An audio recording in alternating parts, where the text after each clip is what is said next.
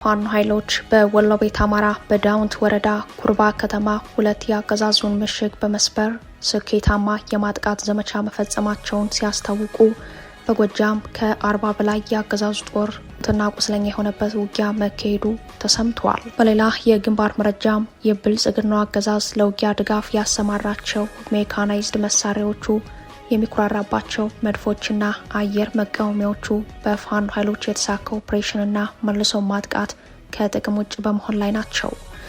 ይህም በፋኖ ኃይሎች የውጊያ መነቃቃት ላይ ትርጉም ያለው ለውጥ ያመጣ ሆኗል። ዝርዝር የግንባር መረጃዎቹን ይዘናል። ጦርነትን የሙሉ ጊዜ ተግባሩ ያደረገው አገዛዙ 80 ሺህ ታጣቂ ኃይሎችን ወደ ማህበረሰቡ ቀላቅያለሁ አለ።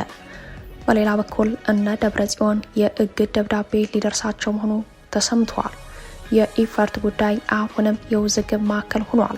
ውሳኔው የህወሓት የፖለቲካ ውሳኔ ሰጪዎችን በእጅጉ እንደሚያስቆጣ ነው የታወቀው። ይህም ሌላኛው መረጃችን ነው። የየመኑ ሀውቲ ሶማሌላንድን ወታደራዊ ኢላማ አድርጋታለሁ ሲል ዝቷል። አልሸባብ በበኩሉ እስራኤልን ተስፋፊ ሲል ወርፏታል። በቀጠናው የሀውቲና የአልሸባብ ዛቻ እንዲሁም የእስራኤል ዝግጅት ቀጥሏል።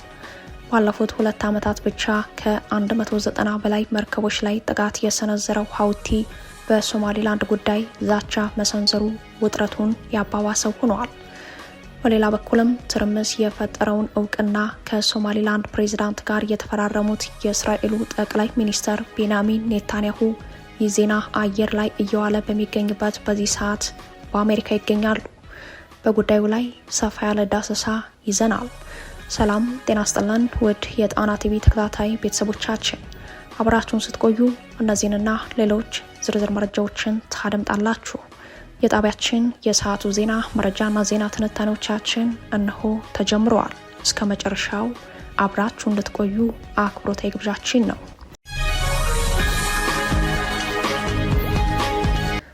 የፋኖ ኃይሎች በወሎ ቤት አማራ በዳውንት ወረዳ ኩርባ ከተማ ሁለት የአገዛዙን ምሽግ በመስበር ስኬታማ የማጥቃት ዘመቻ መፈጸማቸውን ሲያስታውቁ በጎጃም ከ40 በላይ የአገዛዙ ጦር ሞትና ቁስለኛ የሆነበት ውጊያ መካሄዱ ተሰምቷል። በወሎ ቤት አማራ በቀጠለው ውጊያ አፋብሃ መኔልከዝ የደጋው መብረቅ ኮር አህዶች ዛሬ ታህሳስ 20 ቀን የዳውንት ወረዳ ዋና ከተማ በሆነችው ኩርባ ከተማ ዘልቀው በመግባት ውጊያ ማካሄዳቸውን ከአካባቢው ምንጮች ማረጋገጥ ችለናል። እዙ በበኩሉ ለከተማ መጠበቂያ በሚል የተሰሩ 2 ምሽጎችን በመስበሩ በምሽጉ የነበሩ የአገዛዙ ሰራዊት ላይ ከፍተኛ ሰብአዊና ወታደራዊ ቁሳዊ ኪሳራ ማድረስ መቻሉን በግንባር መረጃው ላይ አመላክቷል። የጣና ዘጋቢ በአውደ ውጊያ ላይ ባሰባሰበው መረጃ ላይ እንደተመለከተው ከማለዳው 12 ሰዓት ላይ በፋኖ ኃይሎች የተጀመረው የተጠና ኦፕሬሽን ጤና ጣቢያ ምሽግና ከፖሊስ ጣቢያ እስከ መድኃኔዓለም ያለውን ምሽግ በመስበር በቁጥር መለየት ያልተቻለ በርካታ የአገዛዙ ጦር ሞትና ቁስለኛ መሆኑን በመረጃው ላይ ተመላክተዋል። የፋኖ ኃይሎች ለሰዓታት የቆየውን የማጥቃት ውጊያ ከመሩ በኋላ ከተማውን ለቀው መውጣታቸውም ተሰምተዋል። ከውጊያው በኋላ የአካባቢው ማህበረሰብ በተሰበሩት 2 ምሽጎች አካባቢ እንዳይንቀሳቀስ ተደርጎ የብልጽግና ሰራዊት አስከሬኑን ሲያነሳ ማርፈዱንም ከአካባቢው ነዋሪዎች ሰምተናል። አፋብሃ የኮሩ አህዶች በተጠና ኦፕሬሽን ተንቀሳቅሰው አስፈላጊውን ውጤት ማስመዝገባቸውን ቀጥለዋል። ያልነጠፈ የኮሩ የድል ግስጋሴ ለወገን ኩራት፣ ለጠላት ሞትን እያጎናጸፈ ነው ሲል በዳውንት ወረዳ ኩርባ ከተማ የተፈጸመውን ስኬታማ የማጥቃት ዘመቻ ገልጾታል። በሌላኛው የአውደ ውጊያ መረጃ በጎጃም ከ40 በላይ የአገዛዝ ጦር ሞትና ቁስለኛ የሆነበት ውጊያ መካሄዱ ተሰምተዋል።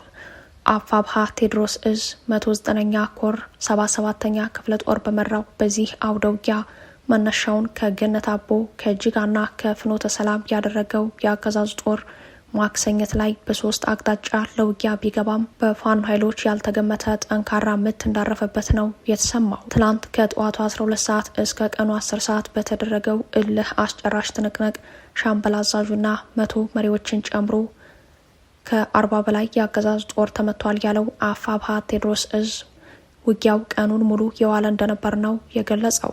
ለማጥቃት የመጣው የአገዛዙ ጦር በፋኖ ኃይሎች ያልተጠበቀ ማጥቃት ከበባ ውስጥ መግባቱን ተከትሎ ለማስለቀቅ ከጅጋ ተጨማሪ ኃይል ወደ ማክሰኘት ለማስገባት ቢሞክርም በደፈጣ ጥቃት ከመንገድ ላይ ቆርጦ ማስቀረት ተችሏል የሚለው የአፋብኃ ቴዎድሮስ እዝ የግንባር መረጃ በዕለቱ ከ40 በላይ ኃይል ሞት፣ 3 ተሽከርካሪ ቁስለኛና በርካታ የነፍስ ወከፍ መሳሪያና ተተኳሽ በምርኮ ገቢ ማድረግ መቻሉን ገልጿል። ቀኑን ሙሉ ውጊያ የተካሄደበት በምዕራብ ጎጃም ማክሰኝት የተሰኘችው ከተማ ሙሉ በሙሉ በፋኖ ኃይሎች ቁጥጥር ስር እንደምትገኝ ከአካባቢው ነዋሪዎች አረጋግጠናል። ብልጽግና ምርኮኛ ወታደሮችንና ሲቪሎችን ከ4 ጊዜ በላይ በመመላለስ አሳዛኝ የድሮን ጥቃት ፈጽመዋል። በሌላ በኩል ለውጊያ ድጋፍ ያሰማራቸው ሜካናይዝድ መሳሪያዎቹ የሚኩራራባቸው መድፎችና አየር መቃወሚያዎቹ በፋኖ ኃይሎች የተሳካ ኦፕሬሽንና መልሶ ማጥቃት ከጥቅም ውጭ በመሆን ላይ ናቸው። የብልጽግናው አገዛዝ የጦር ወንጀል በሸዋ ጠቅላይ ግዛት በይፋት አውራጃ ራሳ ቀጠና ዛሬም እንደቀጠለ ነው። በምድርም በሰማይም ያለውን የውጊያ አቅም በስፋት በማሰማራት በአማራ ሕዝብ ላይ የዘር ማጥፋት ዓላማ ያለውን ጦርነት ያስቀጠለው አገዛዙ በሸዋ ግንባር ሌላ ተጨማሪ የጦር ወንጀል ፈጽመዋል። በሜዳ አውደ ውጊያ የፋኖ ኃይሎችን መቋቋም ያቃተው የብልጽግናው አገዛዝ የውጊያ እውነታዎችን ለመቀየር የአየር ላይ ጥቃቶችን በልዩ ዘመቻ አጠናክሮ ቀጥሏል። በዚህም በሸዋ ይፋት ቀጠና በተፈጸመው ተከታታይ የድሮን ጥቃት በንጹሐን በፋኖ ኃይሎችና በምርኮኝነት ተይዘው ለዓለም አቀፍ ቀይ መስቀል ለማስረከብ ተጠይቆ ተረካቢ እንዲወስዳቸው በመጠባበቅ ላይ ያሉ ምርኮኞች የጉዳት ሰለባ መሆናቸው ተሰምተዋል። የአካባቢው ምንጮች እንዳረጋገጡት የድሮን ጥቃቱ ታህሳስ 18 ምሽት 4 ሰዓት ገደማ የተፈጸመ ሲሆን ከ4 ጊዜ በላይ በመመላለስ ጥቃቱ መፈጸሙን የተገለጸው። በዚሁ የድሮን ጥቃት ስመጥሩ የሆኑት አባት አርበኛ ፋኖ ተስፋዬ መካሻውን ጨምሮ በፋኖ ኃይሎች በኩል የህይወትና የአካል ጉዳት የደረሰ ሲሆን እስከ 25 የሚደርሱ ምርኮኞች እንዲሁም ሴቶችን ጨምሮ በርከት ያሉ ንጹሐን የጉዳት ሰለባ መሆናቸው ተሰምተዋል። ይህ የጦር ወንጀልን ጨምሮ መሰል ጉዳዮችን ዓለም አቀፍ የሰብአዊ መብት ተቋማቶች ትኩረት እንዲያደርጉበትም ተጠይቋል። ተቋማቱ በብድርና ከህዝብ በሚሰበሰብ ግብር ድሮን እየገዛ በአማራ ህዝብ ላይ የዘር ማጥፋት እየፈጸመ የቀጠለውን የብልጽግና አገዛዝ በማውገዝና ማዕቀብ እንዲጣልበት በመጠየቅ ለህግ የሚቀርብበትን ስራ በመስራት በአማራ ላይ የቀጠለውን መልከ ብዙ የጥፋት ዘመቻ በአስቸኳይ እንዲያስቆሙ ተጠይቋል። የአማራ ህዝብ በበኩሉ አገዛዙ ሊያጠፋው እንጂ ሊጠብቀው እንዳልዘመተበት አውቆ የህልውና ትግሉን አጠናክሮ እንዲቀጥል ጥሪ ቀርበዋል። በሌላ በኩል ብልጽግና የሚኩራራባቸው መድፎችና አየር መቃወሚያዎች በፋኖ ኃይሎች ተከታታይ የሞርተር ጥቃት ከጥቅም ውጭ በመሆን ላይ መሆናቸው ተሰምተዋል። አገዛዙ አሉኝ ከሚላቸው መድፎች መካከል ዋናውና ቀዳሚው ጄኔራል መድፍ በወሎ ቤት አማራ ቀጠና በፋኖ ኃይሎች የሞርተር ድብደባ ከጥቅም ውጭ መሆኑ በአውደ ውጊያ ሜዳዎች ከፍተኛ መነቃቃት እንደፈጠረ ነው የታወቀው። ከሰሞኑ የፋኖ ኃይሎች በአምባሰል ቀጠናዎች በተካሄደ ውጊያ አንድ የአገዛዙን ጄኔራል መድፍ በሞርተር ጥቃት ከጥቅም ውጭ ማድረጋቸው ይታወሳል። ከጥቅም ውጭ የሆነው መድፍ ለጥገና በሚል በሎቤድ ተሽከርካሪ ተጭኖ መወሰዱንም ከአካባቢው ምንጮች ሰምተናል። ጦርነትን የሙሉ ጊዜ ተግባሩ ያደረገው አገዛዙ 80 ሺህ ታጣቂ ኃይሎችን ወደ ማህበረሰቡ ቀላቅያለሁ አለ። በሌላ በኩል እነ ደብረ ጽዮን የእግድ ደብዳቤ ሊደርሳቸው መሆኑ ተሰምተዋል። የኢፈርት ጉዳይ አሁንም የውዝግብ ማዕከል ሆኗል። ውሳኔው የህወሓት የፖለቲካ ውሳኔ ሰጪዎችን በእጅጉ እንደሚያስቆጣ ነው የታወቀው። የብልጽግናው አገዛዝ ወደ ስልጣን ከመጣበት ጊዜ ጀምሮ በተለይም ካለፉት 5 ዓመታት ወዲህ ያለማቋረጥ በቀጠለው ጦርነት በኢትዮጵያ ከ15 በላይ ትጥቅ ያነገቡ ተዋጊ ኃይሎች እንደተፈጠሩ የደህንነት መረጃዎች ያሳያሉ።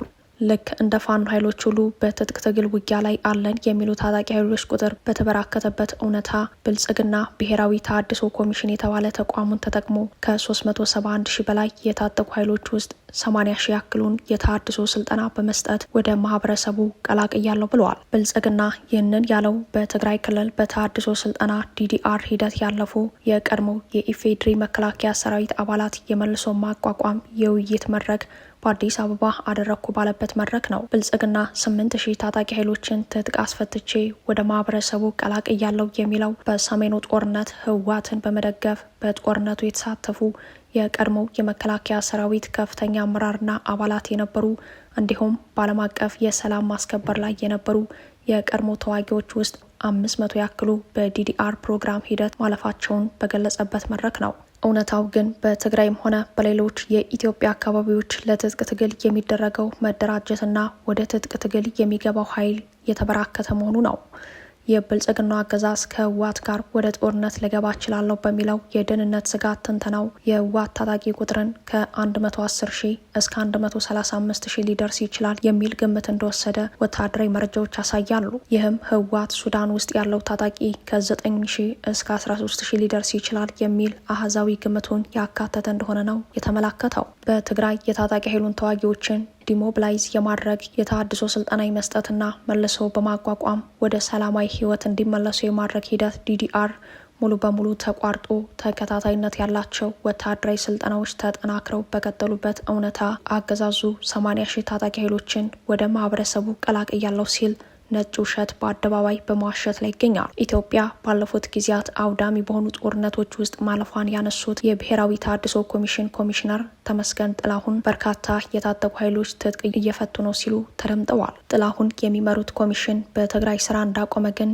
ይፋዊ መረጃዎች ያሳያሉ። ኮሚሽኑ አሰልጥኖ ወደ ሰላማዊ ህይወት መለሳቸው የተባሉ ታጣቂዎች በህወሓት ወታደራዊ አመራሮች ዳግም ጥሪ የተደረገላቸው ባለፈው ነሐሴ ወር እንደነበር አይዘነጋም። ህወሓት ባለፉት 4 ወራት በእያንዳንዱ አርሚ ቢያንስ አንድ ዙር ወታደራዊ ስልጠናና ምርቃት እንዲሰጥ ማድረጉ ይህ መረጃ በሱዳን ያለውን ታጣቂ ኃይል የሚጨምር ስለመሆኑ ለጣና በደረሳት ወታደራዊ መረጃ ላይ ተመላክተዋል። ብልጽግና በበኩሉ በመላ ሀገሪቱ ከ371 ሺህ በላይ የታጠቁ ኃይሎች በሀገሪቱ በተለያዩ አካባቢዎች መኖራቸውንና ከነዚህም ውስጥ 80 ሺህ ያክሉ በተሃድሶ ስልጠና ወደ ማህበረሰቡ ማምጣት መቻሉን በአደባባይ ነጭ ውሸት ሲዋሽ ተስተውሏል። ይህ በእንዲህ እንዳለም በነ ደብረ ጽዮን የእግድ ደብዳቤ ሊደርሳቸው መሆኑ ተሰምተዋል። የኢፈርት ጉዳይ አሁንም የውዝግብ ማዕከል ሆኗል። ውሳኔው የህወሓት የፖለቲካ ውሳኔ ሰጪዎችን በእጅጉ እንደሚያስቆጣ ነው የታወቀው። የፌዴራል ጠቅላይ ፍርድ ቤት የቀድሞው የትግራይ ክልል ፕሬዝዳንት ደብረ ጽዮን ገብረ ሚካኤል፣ የሜቴክ የቀድሞ ኃላፊ ሜጀር ጄኔራል ክንፈ ዳኛው፣ አዲስ አለም ባሌማን ጨምሮ 13 ግለሰቦችን የትግራይ መልሶ ማቋቋም ኢንዶመንት ፈንድን ኢፈርትን ወክለው ሀብት እንዳያንቀሳቅሱና ውሳኔ እንዳይሰጡ ታግደዋል። የተሰጠው የእግር ትዕዛዝም የክልሉ ከፍተኛ ፍርድ ቤት ማጽደቁ ተሰምቷል። የነ ደብረ ጽዮን ቡድን በቅርቡ ወደ 3 ስብሰባዎችን በማድረግና ሰነድ በማዘጋጀት የኢፈርትን አመራር ለመረከብና ለመምራት አቅዶ ተንቀሳቅሷል። ይህ አካሄድ ከኢፈርት የቦርድ አመራርና ከስራ አስፈጻሚ አካል ስልጣን ጋር የሚጋጭ ሆኖ በመገኘቱ በፌዴራል ፍርድ ቤት ውድቅ እንደተደረገ ነው የታወቀው። ደብረ ጽዮንን ጨምሮ 13 ግለሰቦች ድርጅቱን ወክለው እንዳይወስኑና የአመራር ሚና እንዳይኖራቸው በሕግ ታግዶ ውሳኔው በትግራይ ክልል ፍርድ ቤት ጸድቋል። ፍርድ ቤቱም ለግለሰቦች የእግር ትዕዛዝ ሊሰጥ ነው። ውሳኔው የተወሰነው የኢፈርት ቦርድና ስራ አስፈጻሚ ለፌዴራል ችሎት ባቀረበው ክስ መሰረት ነው። የእግር ትዕዛዙ የደረሰው የትግራይ ክልል ከፍተኛ ፍርድ ቤት ታህሳስ 17 ቀን 2018 በሰጠው ትዕዛዝ መሆኑ የተሰማ ሲሆን የፌዴራል ጠቅላይ ፍርድ ቤት የእግር ትዕዛዝ እንዲጸድቅ